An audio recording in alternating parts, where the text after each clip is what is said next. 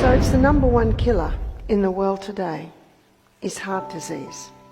So what are the authorities doing to get that down? Are they trying? Well, they certainly have implemented a few things.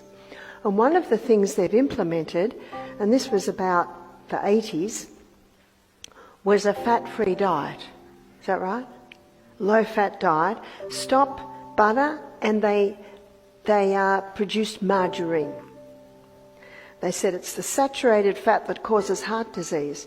But in his book, The Great Cholesterol Con, Dr. Malcolm Kendrick, who's a British cardiovascular surgeon, notice the title of his book, The Great Cholesterol Con. He said for the first time, normal levels of a normal vital body substance is being called a disease. He said there is no proof. There is no proof that cholesterol causes heart disease. Now that's shocking.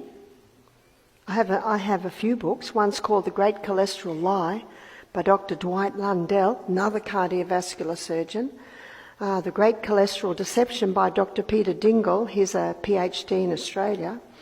The Great Cholesterol Hoax, The Great Cholesterol Myth by Johnny Bowden. We're running out of words. It's not cholesterol. And it's not fat. If it was fat, the Maasai would be dying like flies. They live on meat, blood, and milk. Zero heart disease.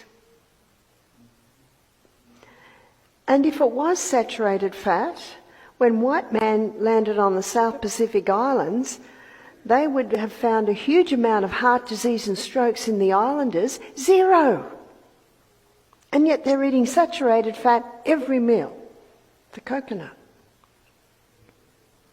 The French, they love their butters and their cheeses and their creams. Very low heart disease.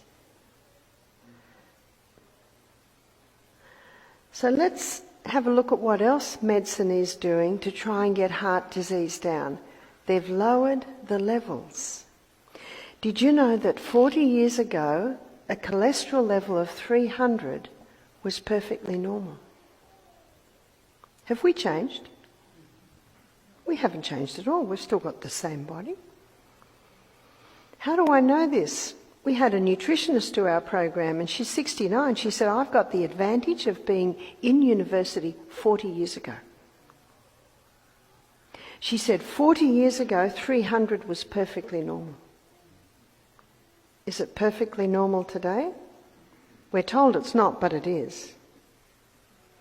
So if someone says to me, Barbara, my cholesterol's 290, I say, great. That's really good.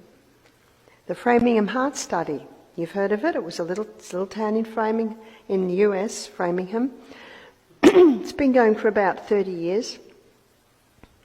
Probably about 40,000 people have been on the study. Some die, more come on.